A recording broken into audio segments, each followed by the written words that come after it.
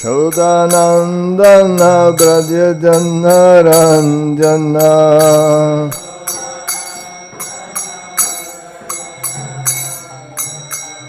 Shuddhanandana Brajajanaranjana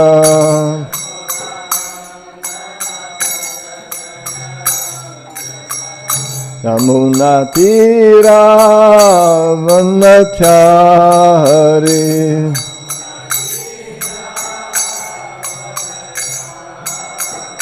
Yamunatira Vanachari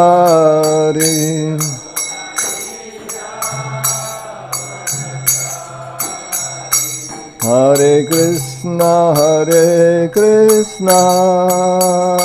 Krishna Krishna Hare Hare Hare Rama Rama Rama Hare Hare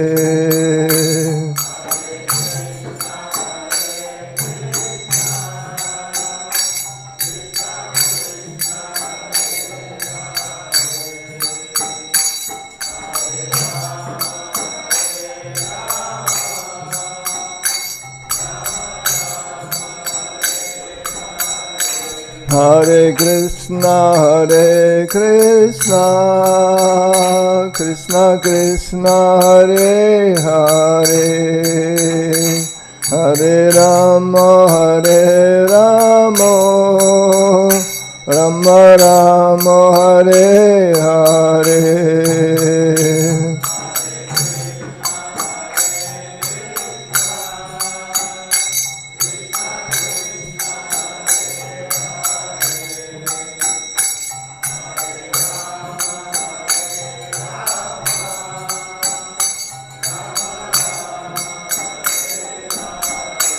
Hare Krishna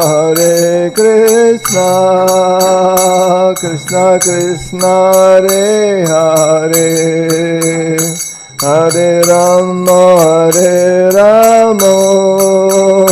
Rama Rama Hare Hare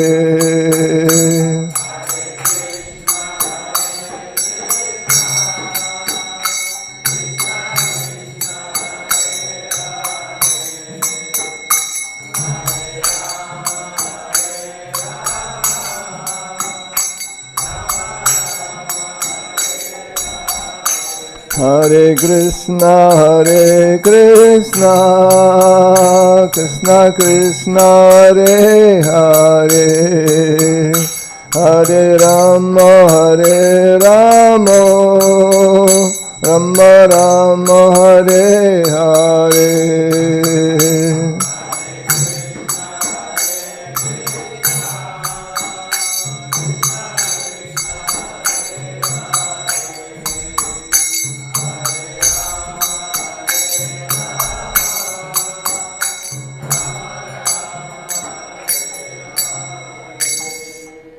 Down Vishnupad Paramahamsa Parivritkacharya Satra Satta Srimad Si Bhaktivedanta Swami Śrīla Prabhupada Ki Jai.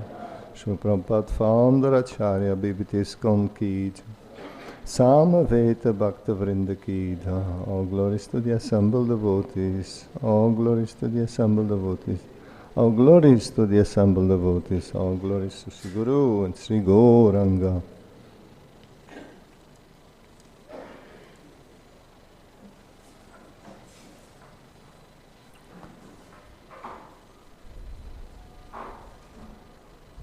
Today we are reading from Srimad Bhagavatam, 3rd canto, chapter 21, which is entitled Conversation between Manu and Kardama Muni.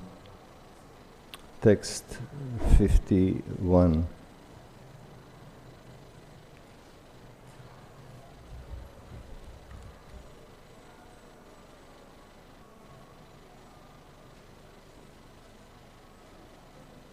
rkendv-agnīndra-vāyūnāṁ yama-dharma-pracetasām rūpāṇi sthāna ādhatse, tasmai śuklāya te namaḥ, rkendv-agnīndra-vāyūnāṁ, yama-dharma-pracetasām, rūpāṇi sthāna ādhatse, tasmai śuklāya te namaḥ, rkendv-agnīndra-vāyūnāṁ, yama-dharma-pracetasām, rūpāṇi sthāna ādhatse, tasmai śuklāya te namaḥ.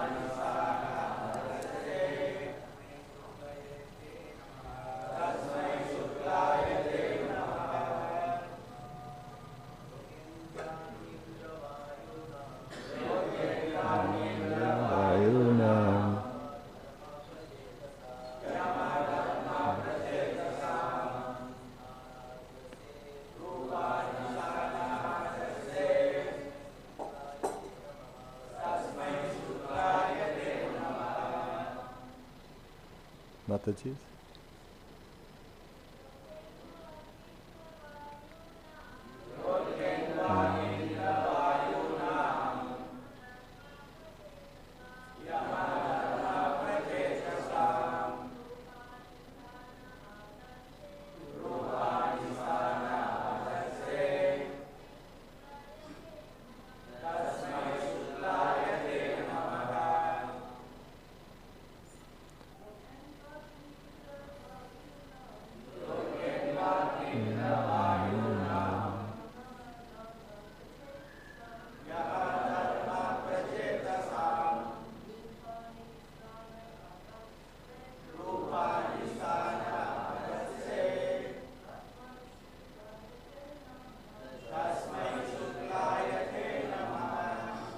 Yaha, you who, arka of the sun, indu of the moon, Agni of Agni the fire god, Indra of Indra the Lord of heaven, vāyūnām of Vayu, the wind god, Yama of Yama, the god of punishment, Dharma of Dharma, the god of piety, Pracetasām, and of Varuṇa, the god of the waters, rūpāṇi, the forms, sthāne, when necessarily, ādhatse, you assume, tasmai, unto him, śuklāya, unto Lord Viṣṇu, te, unto, you. Namaḥ, obeisances. Translation and purport by His Divine Grace, A.C. Bhaktivedanta Swami Srila Prabhupada Ki Jai.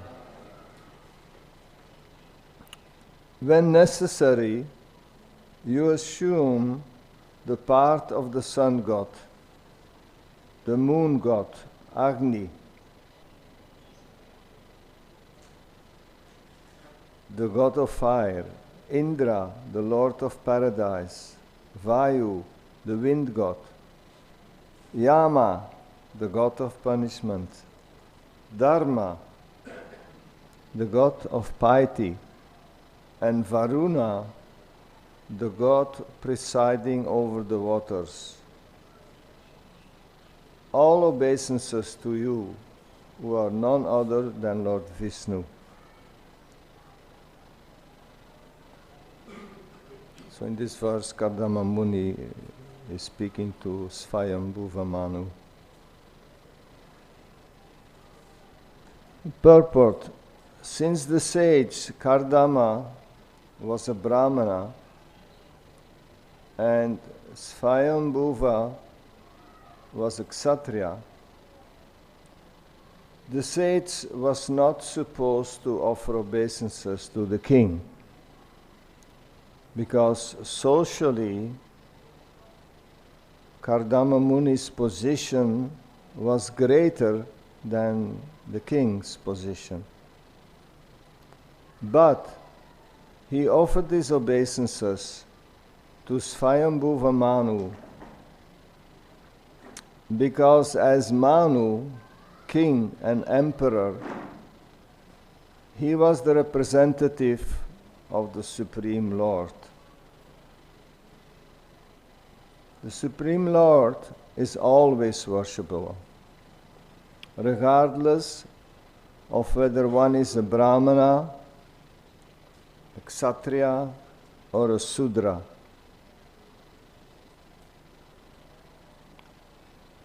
As the representative of the Supreme Lord, the king deserved respectful obeisances from everyone. Om Agni-tindrandasya Gyanana-salakaya Chakshuram-bilitam Yena Tasmai Shri Gurave Namaḥ. Om Viṣṇudaya Krishna-Vistā-bhutale Srimate Sattva-nāc. Om Viṣṇudaya Krishna-Vistā-bhutale Srimate Bhaktivedanta Swami Namaste Saraswati Devi Gauravani Pacharine Nirvishesha Sunyavade Paschatya Visitarine.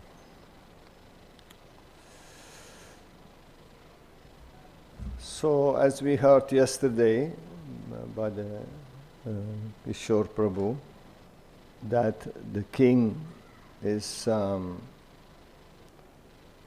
supposed to be the representative of the Lord, and in this way protect the saintly persons and also deal with the miscreants.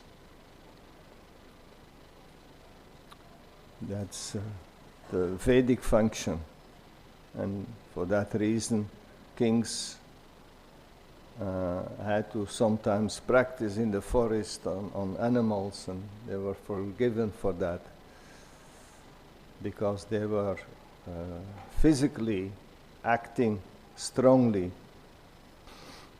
compared to, as Srila Prabhupada explains, what is happening today.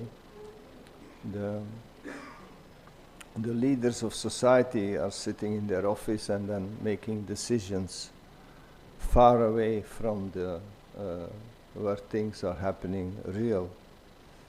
So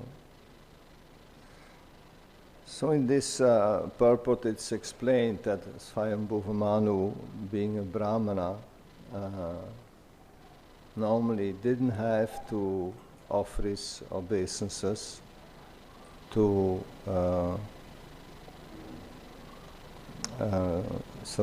Kardama Muni, being a Brahmana, didn't have to offer his obeisances to the king. But because the king represented the Lord, and because for the Lord everybody should bow down, because the Lord is superior to everybody. So the purport is very short here, so I will elaborate a little bit on humility. Because Kardama Muni was an elevated sage, even the Lord expressed his emotions, his tears, by seeing how advanced Kardama Muni was and what type of austerities Kardama Muni did in his life. So, to give respect to others, it's also very much part of our training in Krishna consciousness. If you see on a daily basis, when we come to the temple, we offer obeisances. By the time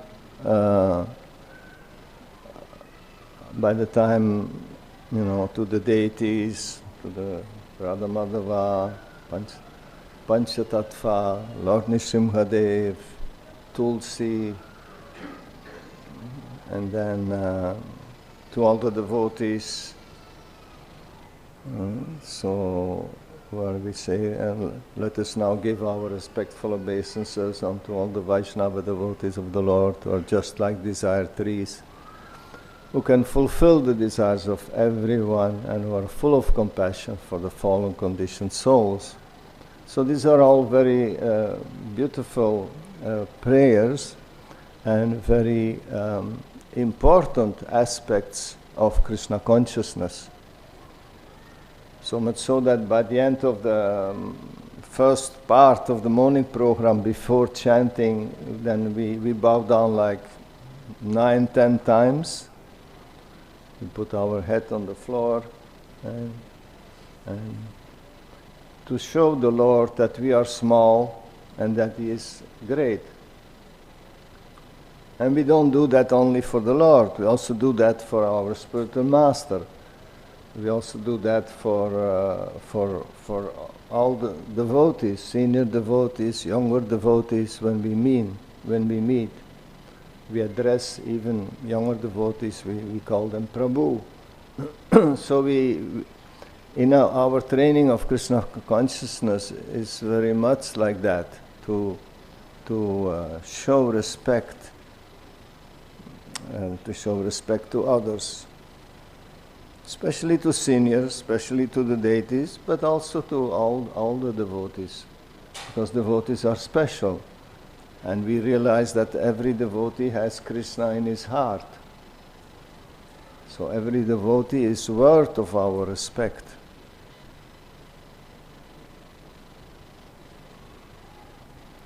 Even when we were young, we were told that if we wouldn't give our obeisances to a sannyas, then we would have to fast for the rest of the day. That was our training, so to say. It's also described in Sri Prabhupada Lilamrita, where Brahmananda Prabhu told that Sri Prabhupada instructed him to give his obeisances to his mother. Whenever he would meet his mother, he was... So she felt a little bit uncomfortable in the beginning, because in the West it's not so much a practice to offer your obeisances to your parents. But Srila Prabhupada instructed him as an example to show respect to his parents, and also to reduce the familial attachment.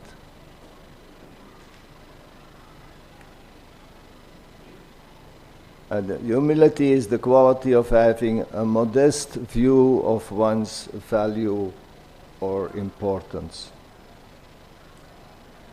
Usually we have an exaggerated view of ourself and our importance. So humility means to have a more real view. Means seeing it in the proper perspective of what we really are.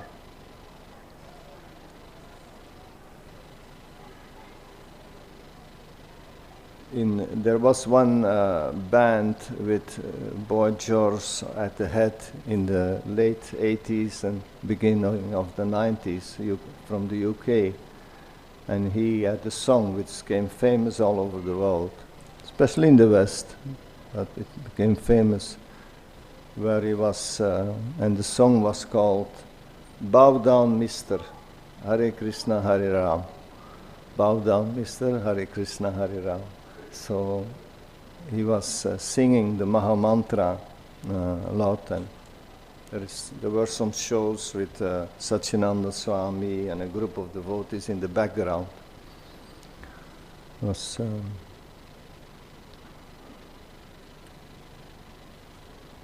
So bowing down is an expression of surrender, and we show that,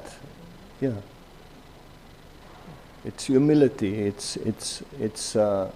It brings down pride, because the obstacle for humility is pride.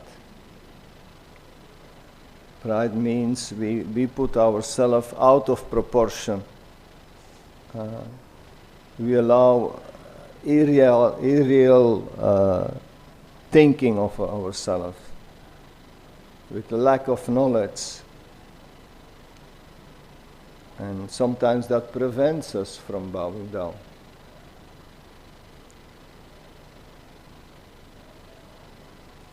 Srila Prabhupada highlighted that in a class, that ultimately at the time of death everybody bows down.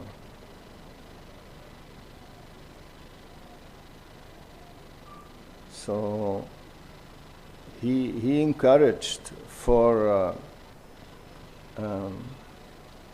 genuine happiness, means happiness of the soul, to satisfy our soul, that and to make spiritual progress, bowing down is an important aspect.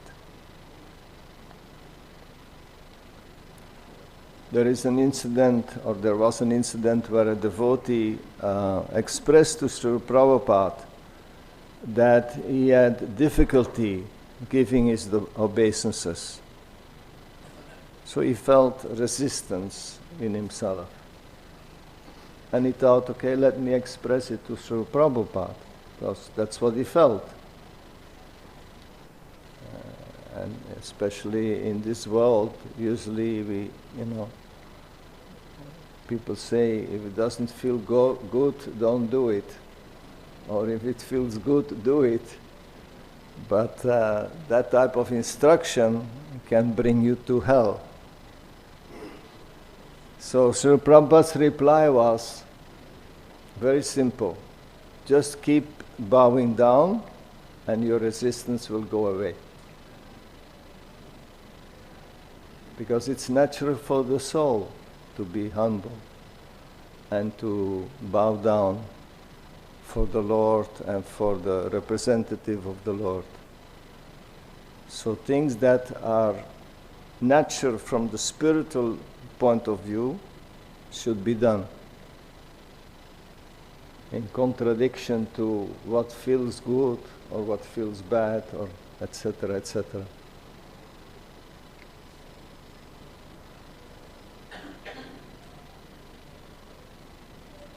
When we hear the many qualities of Vaishnavas, usually humility is at the top. To be humble is at the top. Harivilas Prabhu, one senior disciple of Srila Prabhupada, one of the first disciples in France, when Srila Prabhupada came to France, I think in 1970, then Srila Prabhupada had already started his works. And And he went with Srila Prabhupada to a park near Paris, park with nice forest and fountains and lakes like that. So then he thought, let me ask Srila Prabhupada, what does it mean to be humble?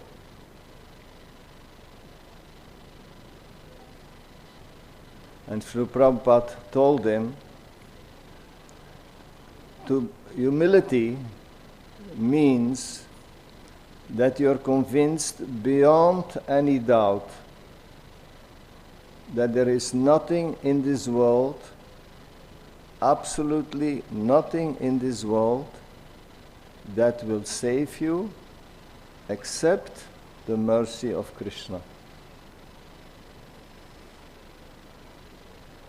And then he explained further, if you think that your money will save you, then means you're not humble. If you think that your parents will save you, if you think that your diploma will save you, your name or fame will save you, and then he added, if you think that your gun will save you, then you are not. Only when you are fully convinced that Krishna's mercy will save you, then you can practice humility in the full sense.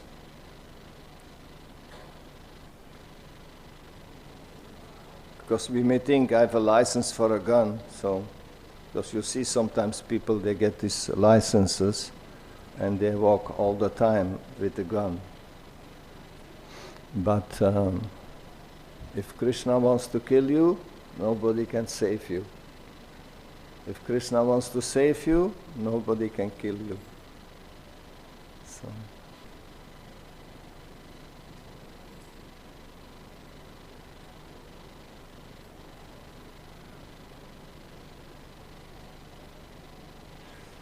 Srila Prabhupada also defined humility as not wanting respect from others.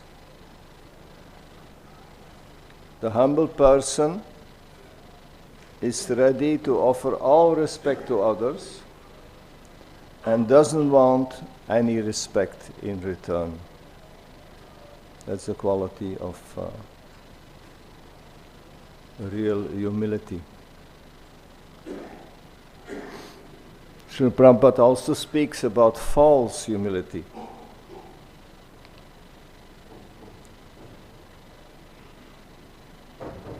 Some people, they are humble to some people, like to their boss or to the leaders, with a certain goal in mind, and they are tough with people under them. So there is motivation behind the. So that's why it's called false humility. Humility that is practiced with a certain goal in mind, with a certain thing that we want to achieve.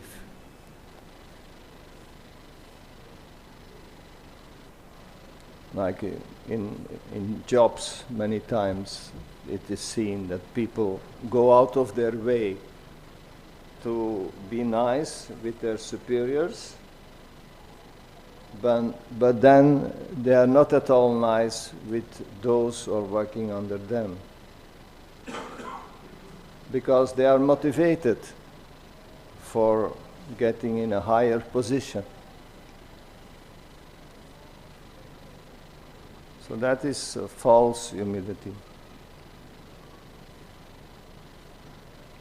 And Srila Prabhupada even referred that to like a spiritual organization, he said.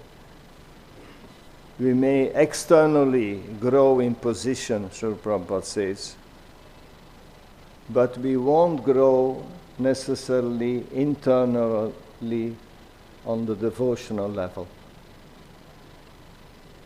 Even within, spiritual society, this type of things can happen.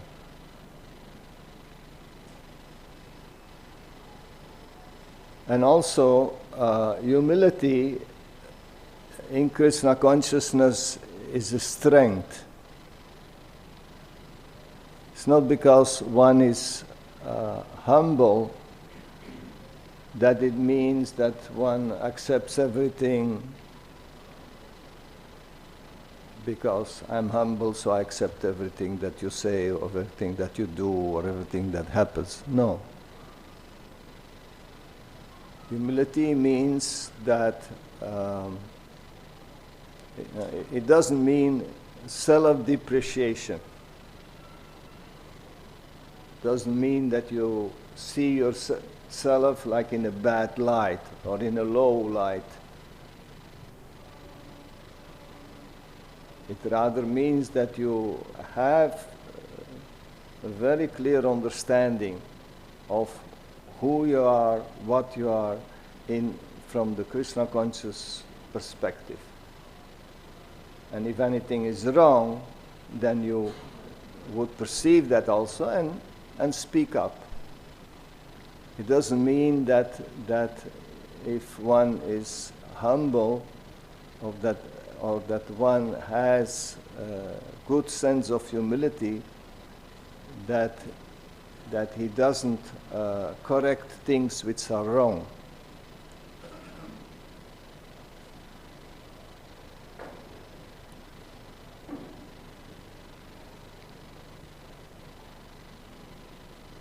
What is wrong is pride.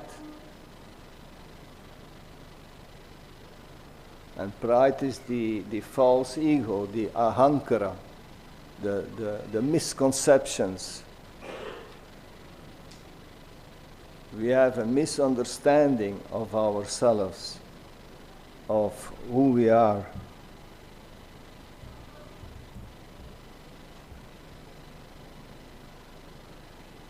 That is the ahankara, the mistaken identification.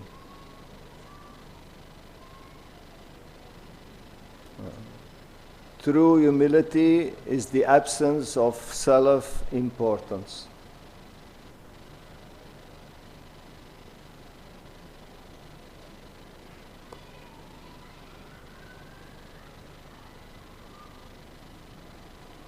Arjuna also in the Bhagavad Gita is showing true humility.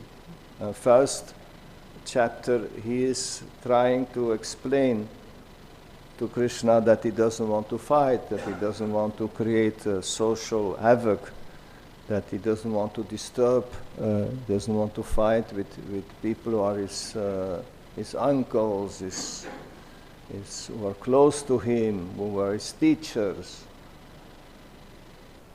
It is a heavy thing to fight against the person who was teaching you. It's a very heavy thing. At the same time, Krishna gave him the spiritual point of view. And then in that whole chapter, the whole discussion went on. And ultimately, there was like a turning point. Bhagavad Gita 2.7, where Arjuna says, "Now I'm confused about my duty and I have lost all composure because of miserly weakness. In this condition, I'm asking you to tell me for certain what is the best for me. Now I am your disciple and a soul surrendered unto you. Please instruct me." Because Arjuna was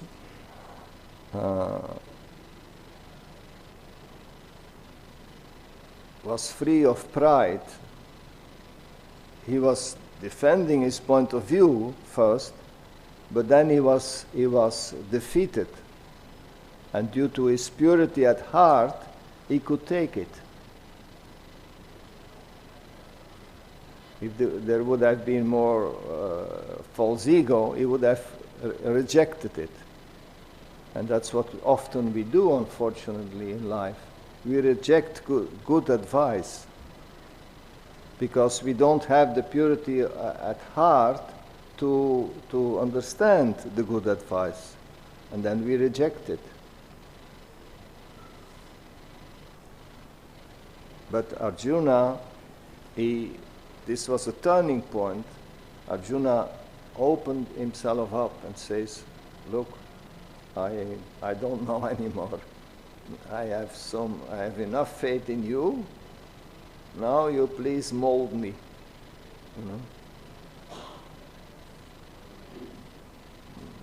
Direct me. Tell me what I should do.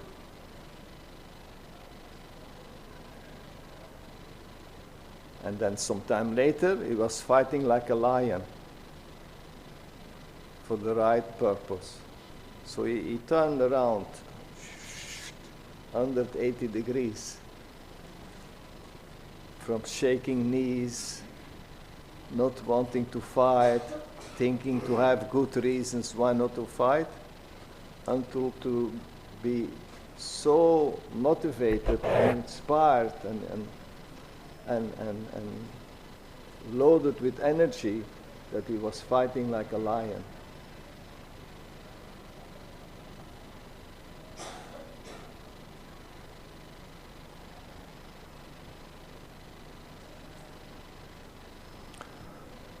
Lord Chaitanya Mahaprabhu, Trinatapi Sunitshana, is emphasizing that we become humbler than a blade of grass, more tolerant than a tree, always offering respect to others and expecting no respect in return. And he puts that as the best basis for nicely chanting the Mahamantra.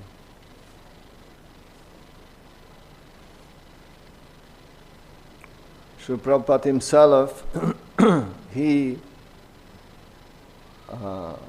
consistently referred to Srila Bhaktisiddhanta, to his spiritual master, as the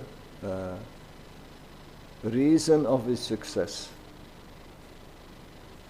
He never pointed a finger to himself for his success, never ever.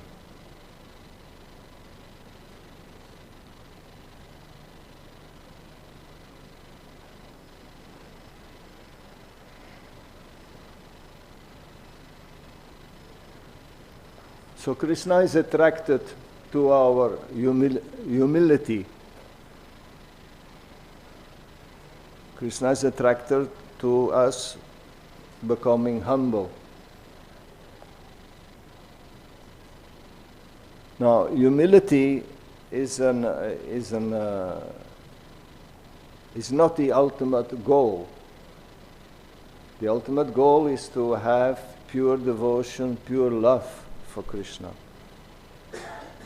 But humility is a very important ingredient. Just like when you make sweet rice,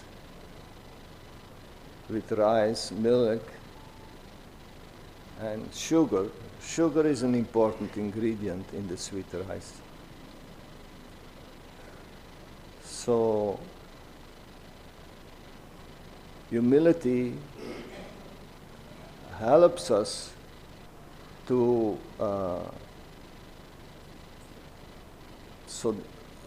to create space in our heart for devotion to manifest. Krishna is more interested in the devotion and the love, but the ingredient, humility, is very important, very basic.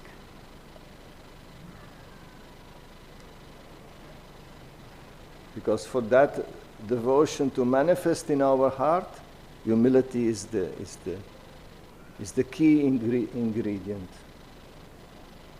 For the sweetness in the sweet rice to manifest, sugar is the key ingredient.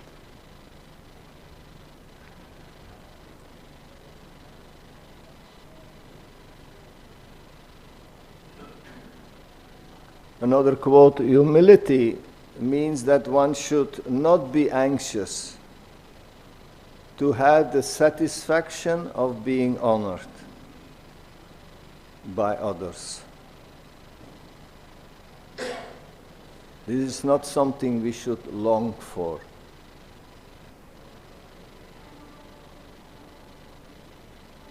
And in the material world, people long for it like anything.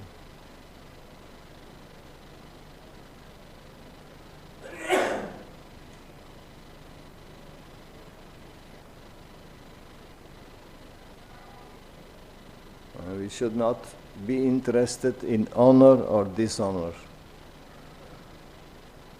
because they are pertaining to the body.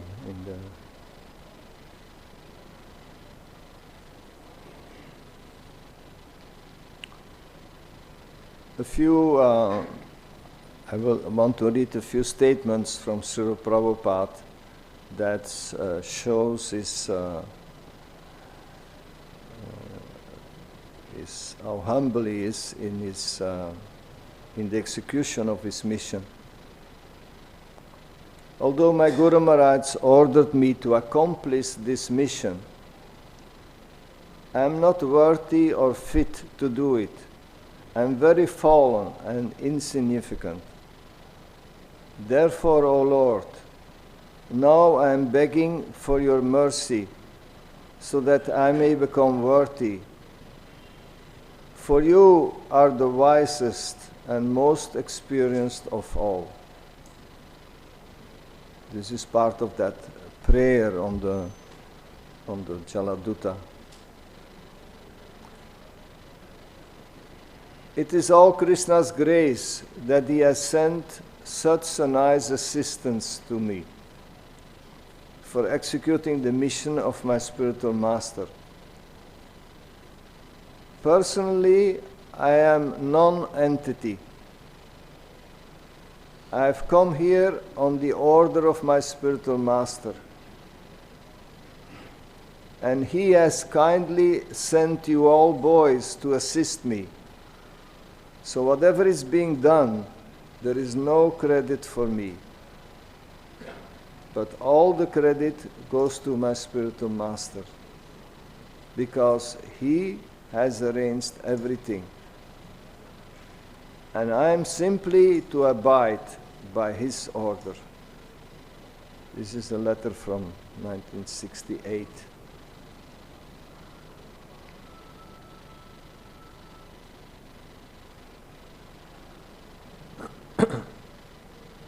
And another letter, 69. Practically there is no credit for me. If there is any credit, it goes to my spiritual master, Bhaktisiddhanta Saraswati Goswami Prabhupada, who is helping me by sending so many good souls like you to this movement. Whatever is being done, it is due to his divine grace only. So my business is just to carry out his order. This is the way of disciplic succession. And as you have all come to help me, if you also follow the same principles, then our combined effort to serve Lord Krishna will be surely successful.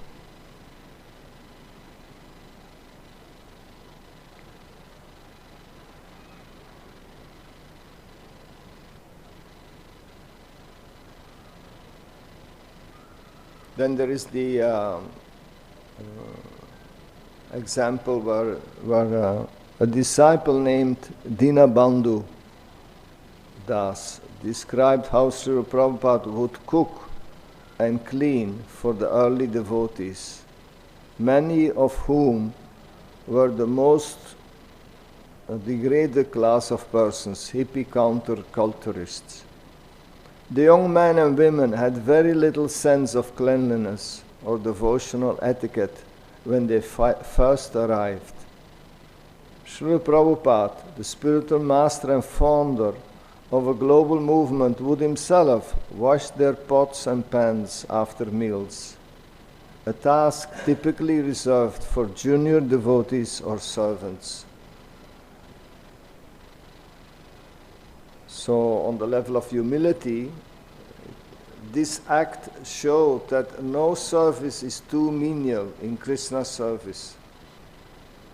And Srila Prabhupada did not consider himself above the most basic and messy tasks for the benefit of his followers. His focus was on their spiritual upliftment, not his own status. Another incident. During a conversation, a devotee, in an attempt to glorify Srila Prabhupada, said, "You must be higher than the Paramahamsa states, Prabhupada."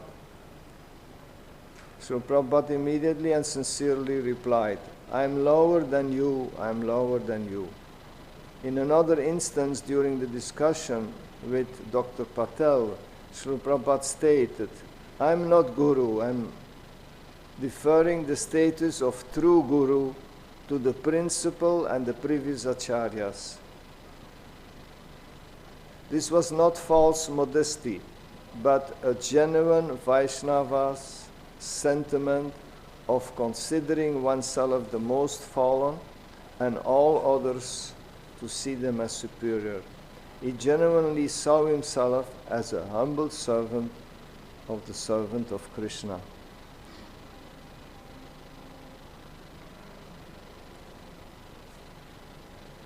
Another excerpt from a letter.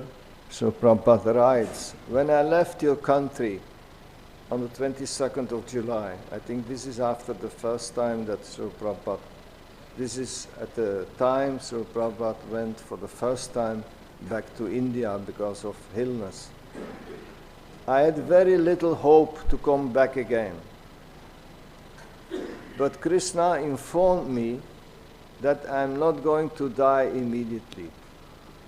Therefore, I have come back again to get inspiration of Krishna consciousness from you all good souls. Although officially I am your spiritual master, I consider you all students as my spiritual master, because your love for Krishna and service for Krishna teach me how to become a sincere Krishna conscious person." This is from December 1967.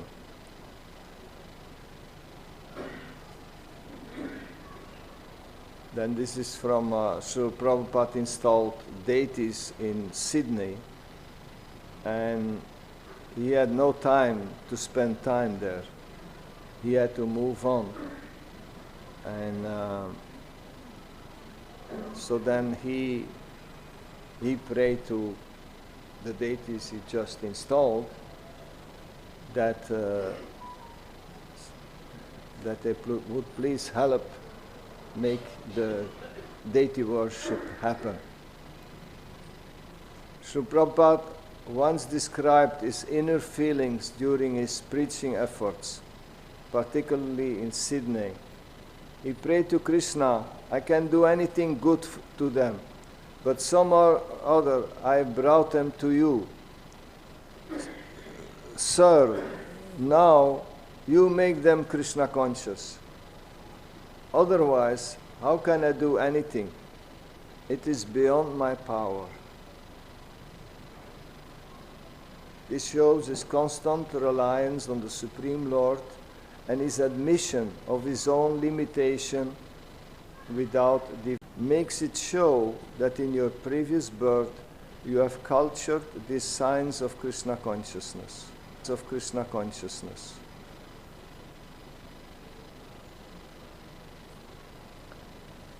Another excerpt from a letter, March 69. "From my personal point of view, I think that I am so sinful that I cannot even approach Krishna to show me any favor. But I have only one hope, my spiritual master. He is very kind. So some way or other, he is dragging me towards Krishna. That is the only hope. Sri Chaitanya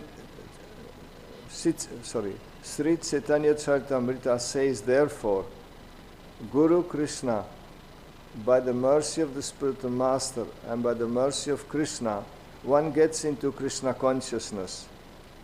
Narada Muni is our original spiritual master, and he has dragged so many fallen souls towards Krishna. And we are also hoping to be dragged by him through the disciplic succession. Otherwise, if we study our own qualification, there is none. Rather, I have got so many disqualifications. So there are plenty of more of this type of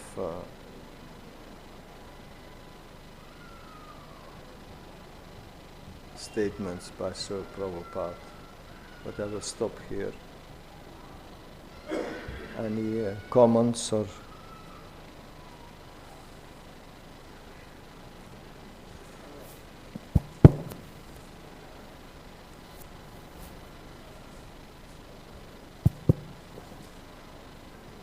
Hare Krishna, thank you for a wonderful class, Prabhu. I believe it's Bhaktivinoda Thakur's supplement to Upadeshamrita, where he describes that Pratishta is the root cause of all the other anarthas. So that kind of that desire for reputation and then the puja that comes with it. So that's a relevant and interesting point. You know, that if we get that, then everything else gets blocked, you know, in our relationship with Krishna. Thank you for your comment.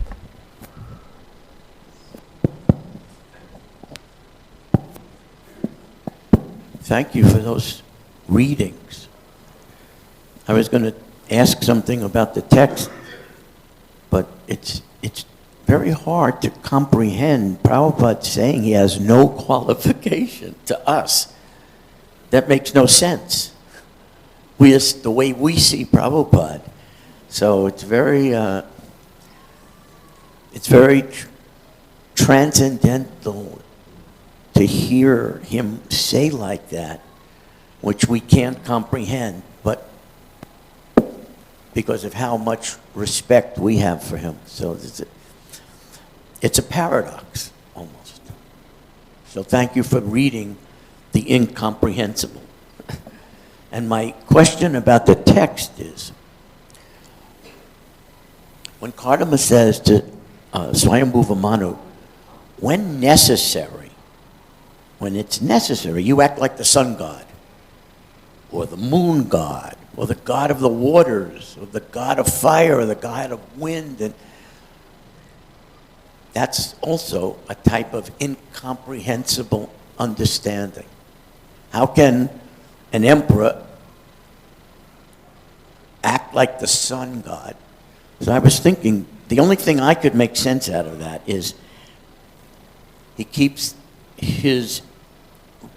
all the population in his kingdom observant to all the religious principles, and in that way they're all giving respect to Krishna and the Devas, and I don't know how else to think of it. Hare Krishna. Yeah, I think another aspect to think of is that if my understanding was also that Swayambhuva Manu is an Manvantar, so he has special powers which he can use as a Manvantar, so he is specially empowered by the Lord to execute his service for protecting the saintly persons and for taking care of the miscreants. He has special powers. So So I think that's what this verse points out in that regard.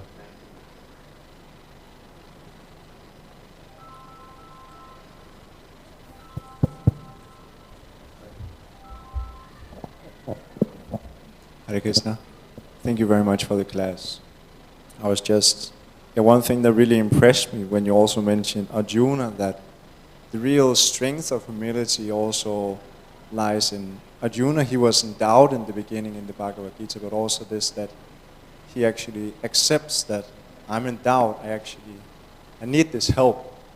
And then gradually he is accepting the doubts and then inquiring from Krishna, and from that gains this real strength. So that's, I was just really impressed when you mentioned this. Yes, it's wonderful to see how Arjuna is able to turn around from his first position to and not just because then he could become neutral and say okay, but that's not. He went all the way, with full conviction and full empowerment by Lord Krishna. He went all the way on the other side. Yeah, it's very nice to see such a turnaround.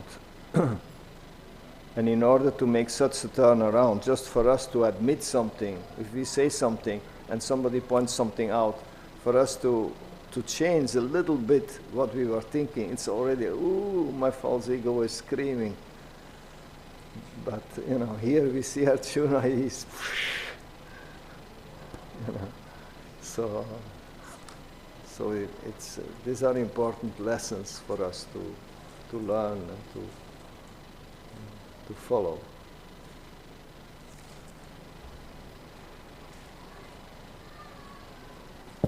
Hare Krishna. Thank you for the class. Prabhu, you mentioned a very important point about false humility.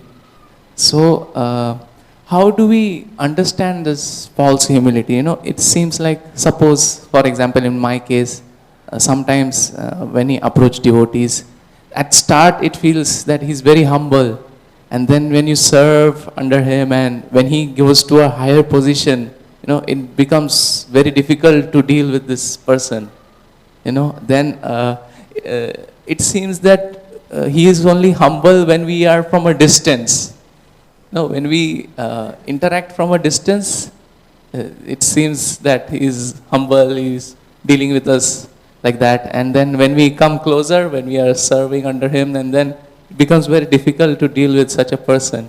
Or is that false humility, or am I seeing it in the wrong way? Or can you please elaborate, explain? On the level of false ego, there are all kinds of scenarios. So it's difficult to state, but yes, if we get to know a person, we see more than what we saw during the first meeting. That's natural. So, and we are all in that process of trying to purify our existence. So even if somebody is in charge of us, it's not necessarily that that person is a pure devotee. It's nice for us to see him as a pure devotee, but it's the reality. It may mean that there are certain in the working, in the dealings with each other, that there are certain difficulties, and then how can we handle these difficulties? That depends again on our humility, on our understanding, on our intelligence,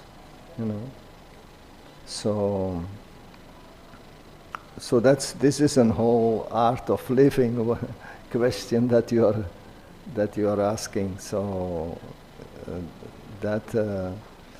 but humility remains very important, because humility means that we see ourselves as we are from the spiritual point of view. So means from the real reality, not from the material world reality.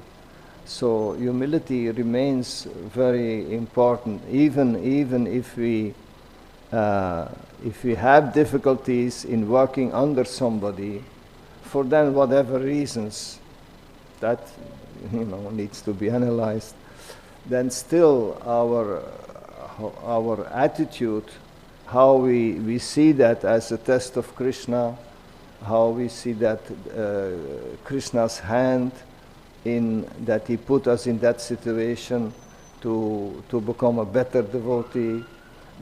All these aspects are there, and for that again our own humility plays a very important role.